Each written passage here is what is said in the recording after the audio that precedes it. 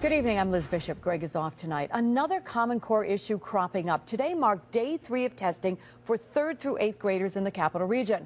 Cody Holyoke is tracking a testing trend that could spell some trouble. Cody? Well, Liz, earlier this week we told you thousands of kids refused to take their tests. The parents were having them opt out.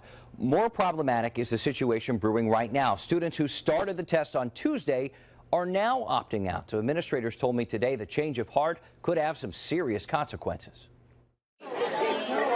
Meant to gauge the progress of students and teachers, the new Common Core state assessments are running into roadblocks. A lot of wait and see, because this really is unknown territory. Educators like Charles Dedrick are watching the numbers closely. More and more students are opting out of testing, but some of them stopped halfway through the process. In the past, there were such a few number of those that it never really meant much. Now it could mean something significant. Districts throughout our area tell CBS 6 some kids took the test the first day, then put down their pencils the next. The problem is those incomplete scores still count. Once a student puts any mark on that test paper, a score is generated. They count as having taken the test. The trouble is that their score is really based only on them taking half the test. Educators are anxious to see how the state and the federal Department of Education will treat those low scores. They could mean changes in funding. Clearly the students are the losers, and I don't see any winners at all, no matter how you look at it. Waterville Lead Superintendent Lori Kaplan's quick to point out teacher evaluations will also drop because of them, not to mention what a minimum score may mean for the student.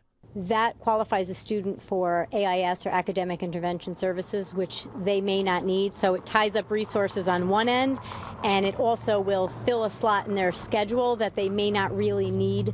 So the waiting game continues, the future of our children's education hanging in the balance.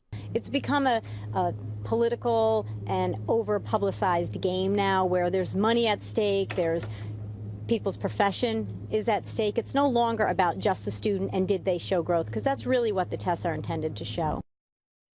Now today we once again reached out to the state education department to figure out if there's going to be consequences for local school districts. Now I'm told the state is going to look at each district on a case-by-case basis, but they will look into the reasoning behind low scores and low participation rates. Still though, a lot of uncertainty for teachers, administrators, even parents as this testing moves forward. Liz?